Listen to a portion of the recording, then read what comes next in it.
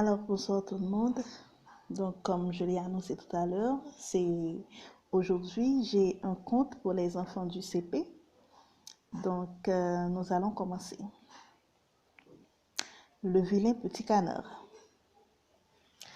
Une mère cane couvait ses œufs, qui n'allaient pas tarder à éclore. Enfin, la première coquille se brisa. Un petit bec apparut, puis un bout d'aile jaune. Crac! Un caneton jaune et ébouriffé sortit tout entier. Il étira ses ailes et commença à se nettoyer les plumes. Bientôt, il se dressa fièrement devant sa mère, attendant que ses frères et sœurs brisent à leur tour leur coquille. Au bout d'un moment, il ne restait plus qu'un œuf, le plus grand de tous. Il en met du temps, se dit la mère cane, qui voulait mener ses canetons à la rivière pour leur première leçon de natation. Paf! Crac! Pif! Soudain, devant la nichée éberluée, la coquille se brisa pour libérer le plus gros et le plus laid des canetons que la mère cane ait jamais vu.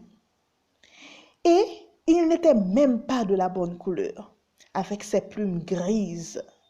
« Ciel !» s'écria la maman cane. Lorsqu'elle mena sa petite famille à la rivière, le vilain petit canard restait à la traîne derrière les autres. Et, tandis que ses frères et sœurs s'ébattaient dans l'eau et nageaient bientôt sans difficulté, le vilain petit canard barbotait maladroitement. « Ciel !» s'écria de nouveau la mère cane. Après le bain, toute la famille regagna la ferme. Les autres animaux félicitèrent l'heureuse mère. Mais, lorsqu'ils virent le vilain petit canard, ils reculèrent d'un air horrifié. « Qu'est-ce que c'est que ça ?» cacta le coq en désignant très impoliment le dernier-né. Les canetons se blottirent autour de leur maman, faisant comme s'ils ne connaissaient pas ce vilain petit frère si différent d'eux. « Ciel !» s'écria la mère cane. Le vilain petit canard était très triste et très seul. Il s'enfuit se cacher dans les roseaux près de la rivière et trembla de peur en entendant des chasseurs passer avec leurs chiens. Le vilain petit canard s'enfonça plus encore entre les roseaux et n'en sortit qu'à la nuit. Durant tout l'été, il erra dans les prés en longeant les rivières. Partout où il passait, les gens se moquaient de lui et les autres canards sifflaient entre leurs becs ou tentaient de lui mordre la queue.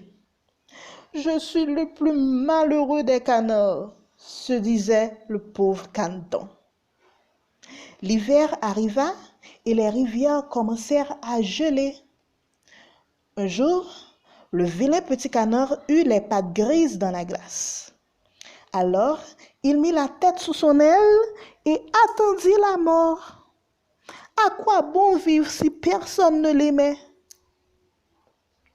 Le lendemain matin, un fermier passa par là en allant traire ses vaches dans les prés. D'un coup de talon, le fermier brisa la glace. Puis, il mit le vilain petit canard dans sa veste et le porta avec lui. Là, ses enfants placèrent le pauvre petit canard tout gelé dans une boîte près du feu. Ils lui donnèrent à manger et caressèrent ses plumes. C'est ainsi que le petit canard passa tout l'hiver chez le fermier, grossissant à vue d'œil. Seule la fermière n'était pas contente. Le vilain petit canard était toujours dans ses jambes. Il était tellement pâteau qu'il faisait toujours de bêtises. Il renversait le seau de lait, Il mettait ses grosses pattes dans le beurre.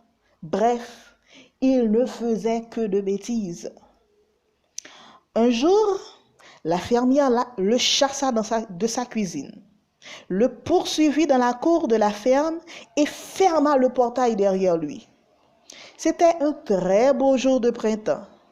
Les pommiers étaient en fleurs, l'herbe était verte et l'air était rempli du chant des oiseaux. Le vilain petit canard erra le long de la rivière. Là, il aperçut 3 beaux cygnes blancs. Ils glissaient sur l'eau avec tant de grâce.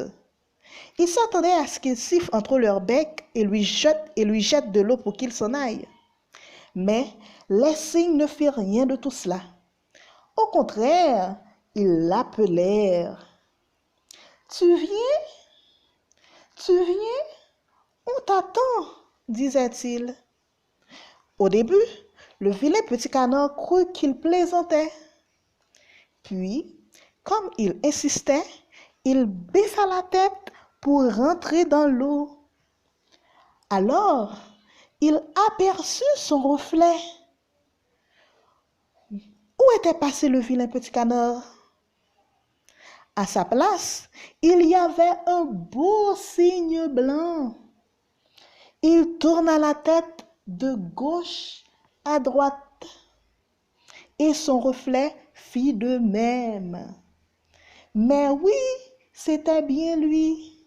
« Je suis un cygne !» s'écria-t-il, ravi en ouvrant ses grandes ailes pour rejoindre sa vraie famille. J'espère que vous avez apprécié mes petits. Tout à l'heure, on va parler de cette petite histoire. À tout à l'heure.